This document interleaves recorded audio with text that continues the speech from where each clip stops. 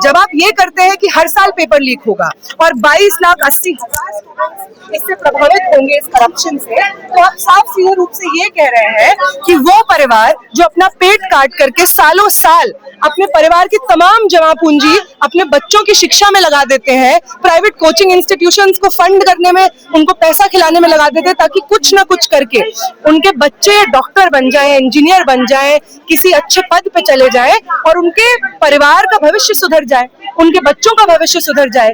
जिन परिस्थितियों में, financial social परिस्थितियों में वो बड़े हुए हैं, उन्होंने जो संघर्ष झेले हैं, वो संघर्ष किसी और को ना देखना पड़े।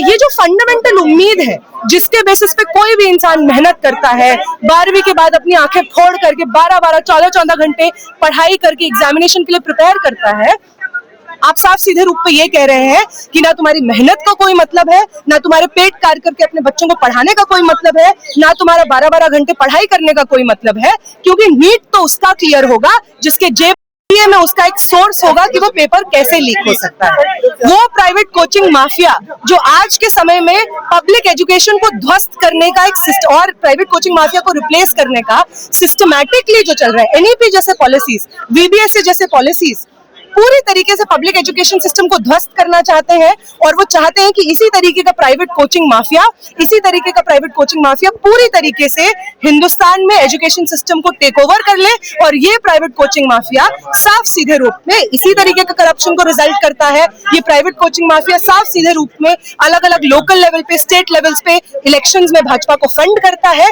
ये पूरा सिस्टम है, ये सिस्टम करप्ट है, ये बात नहीं है। ये एक ऐसा सिस्टम है जो करप्शन को बढ़ावा देता है, करप्शन की अपॉर्चुनिटीज को क्रिएट करता है और उस करप्शन को ढकने के लिए, उस करप्शन के लिए कोई आंसरेबल ना हो, इसके लिए पूरा मैकेनिज्म एस्टैब्लिश करता है। सीबीआई की जांच करने की बात है, ये क्या इसमें भरोसा नहीं है? 2024 ये वही सीबीआई है। सीबीआई के पास मामला गया, सुप्रीम कोर्ट में गया, लोगों ने सोशल मीडिया से सड़क तक ये लड़ाई लड़ी, तमाम वो ये वही सीबीआई है जो 2024 में पेपर लीक होता है तो समय पे चार्जशीट नहीं बना पाती है, चार्जशीट नहीं दर्ज करवा पाती है, जिसकी वजह से संजीव मुखिया को अप्रोप्रिएट पनिशमेंट नहीं मिलती है। संपत्ति के आधार पर वो जेल में है, इस मामले में नहीं है। एग्जैक्टली, वो छूट जाते हैं, वो उनसे सिर्फ पूछताछ, बेयर मिनिमम पूछताछ होती है और उसके बाद वो छूट जाते हैं। क्यों छूट जाते हैं? सीबीआई ने क्या इन्वेस्टिगेशन की कि संजीव मुखिया जैसा व्यक्ति जो न सिर्फ 2024 के पेपर लीक में पाया गया है इन्वॉल्व, बल्कि इससे पहले भी जो पेपर लीक होते रहे झारखंड और बिहार के पूरे सरगना के द्वारा,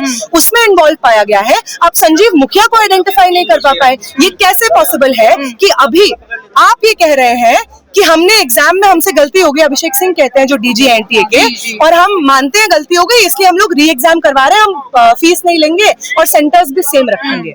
ये बिल्कुल काफी नहीं है। हर वो स्टूडेंट जो सालों साल 2-3 साल ड्रॉप करके लोग नीट का एग्जाम देते हैं, 2-3 साल ड्रॉप करके, और आपको पता नहीं है इन्वेस्टमेंट होता है एक और साल प्रिपेयर करवा पाना।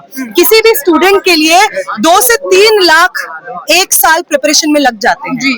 आपने ये भी नहीं बताया कि एग्जाम कब होगा।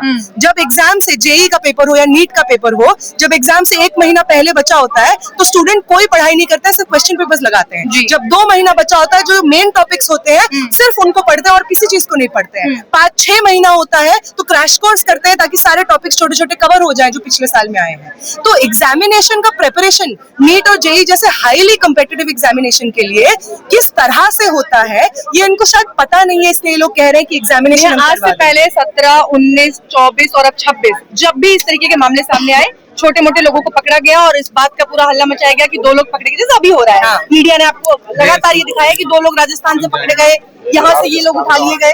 इसके बाद कुछ अधिकारियों पर, छोटे जो पदाधिकारी है उन पर गाज गिरेगी और मामला साफ कर दिया। लेकिन जो इसके माफिया हैं, जैसा कि हमारे प्रधानमंत्री राजस्थान में जब इलेक्शन के उस टाइम गए थे तब उन्होंने कहा था कि ये माफिया चलाया जा रहा है, गिरोह चलाया जा रहा है, पेपर लीक गिरोह। उन पर आज जब वहाँ उनकी सरकार है तब ये गिरोह वहीं से फिर पकड़ा जा रहा है। क्या किया प्रधानमंत्री ने? प्रधानमंत्री ने कुछ नहीं किया। प्रधानमंत्री ने परीक्षा पे चर्चा की और उस परीक्षा पे चर्चा पे आज तक कॉमन स्टूडेंट्स के फंडामेंटल बेसिक राइट्स कि उनको निष्पक्ष फेयर एग्जामिनेशन देने का अधिकार हो। सीयूईटी, आप क्या बात कर रहे हैं कि सिर्फ नीट का बात कर रहे हैं? अभी जो सीयूईटी एग्जामिनेशन हुआ है, दिल्ली के स्टूडेंट्स को राजस्थान सेंटर मिला है, जेएनके के स्टूडेंट्स को हिमाचल प्रदेश सेंटर मिला है। जो एग्जामिनेशन का आंसर की आया है उसमें बड़े लेवल पे 19 क्वेश्चंस गलत पाए गए हैं, 19 क्वेश्चंस की आंसर की करेक्ट हुई है, जेई के पेपर में आंसर की करेक्ट हुई है। तो एनटीए एज अ बॉडी इतना इनकेपेबल है एग्जामिनेशंस कंडक्ट करवाने के लिए, तो सबसे पहली जरूरत तो ये है कि एनटीए जैसे बॉडी को ध्वस्त किया जाए, जड़ से खत्म किया जाए और उसकी जगह एक गवर्नमेंट, एक आंसरेबल, एक अकाउंटेबल बॉडी इस एग्जामिनेशन को करवाए। दूसरा इंपॉर्टेंट चीज ये है कि ये जो केंद्रीयकरण एग्जामिनेशंस का हो रहा है कि सारे एग्जामिनेशन सेंट्रल लेवल पर करवाए जाएंगे, सारे एग्जामिनेशन एक ही बॉडी करवाएंगे, इसको खत्म होना होगा। क्योंकि इस तरीके के केंद्रीयकरण में न सिर्फ करप्शन पनपता है, उस तरीके के पेपर लीक के मामले बढ़ते हैं, बल्कि जो पब्लिक एजुकेशन सिस्टम है उसको आप रिप्लेस कर रहे हैं एक तरीके से। क्योंकि इन एग्जामिनेशंस का तोड़ क्या है कि प्राइवेट कोचिंग में आप जाइए, प्राइवेट कोचिंग कितना पैसा लेगी? 2 लाख पैसा, 1 लाख पैसा लेगी आपके लिए 1 साल का, 1 सेमेस्टर का। तो ये जो पब्लिक एजुकेशन को रिप्लेस कर देने की कोशिश है प्राइवेट कोचिंग माफिया से या प्राइवेट इंस्टीट्यूशन से,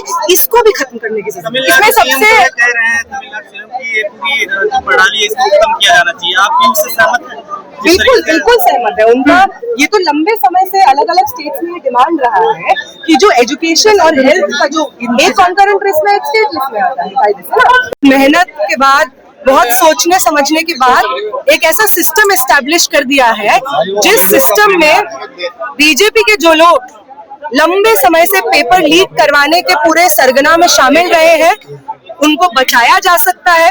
वो सरकार जो रिस्पॉन्सिबल होनी चाहिए इतने बड़े लेवल के एग्जामिनेशन करवाने के लिए, उस सरकार को के ऊपर डायरेक्ट जिम्मेदारी भी ना आए।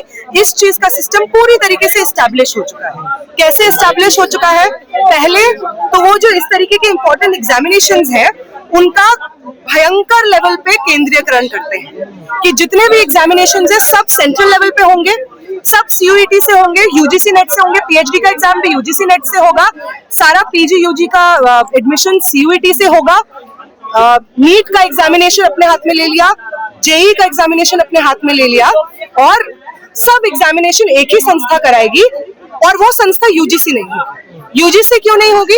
क्योंकि यूजीसी एक ऐसी बॉडी है जो जनता के प्रति अकाउंटेबल है। यूजीसी एक ऐसी बॉडी है जो कि एक स्टैट्यूटरी बॉडी है जिसके तहत यूजीसी में क्या चल रहा है, कौन लोग एम्प्लॉयड है, कौन लोग एम्प्लॉयड नहीं है, वो पूरा ट्रांसपेरेंट प्रोसेस के तहत जनता के लिए अकाउंटेबल है।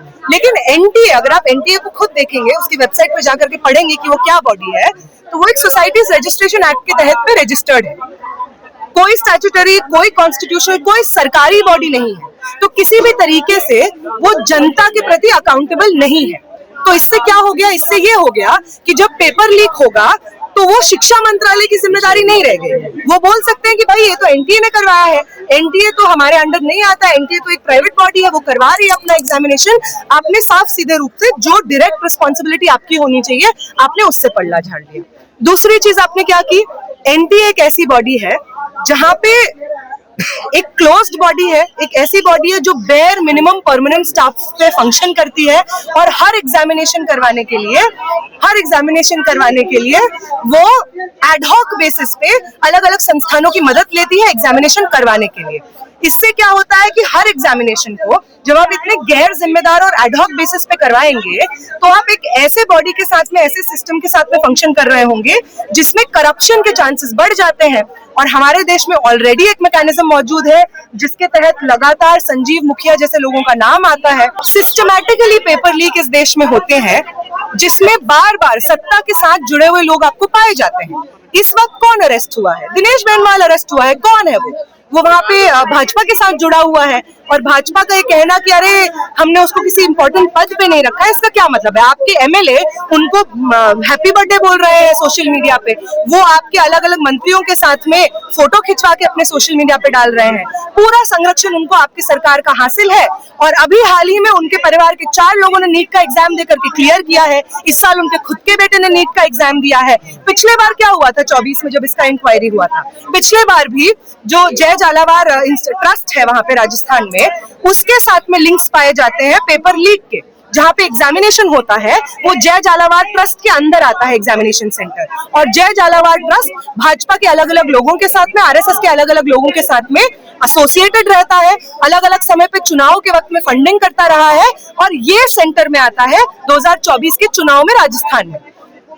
जब आप झारखंड और बिहार जाते हैं वहां पे भी उन्हीं लोगों का नाम सामने आता है जो अलग अलग समय पे सत्ता पक्ष के साथ में जुड़े हुए रहते हैं।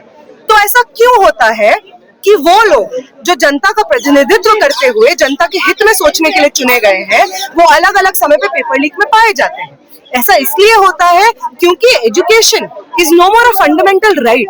किसी की मूलभूत अधिकार है ही नहीं आज के समय में शिक्षा। शिक्षा को तो बाजार में आपने उतार दिया है। हर वो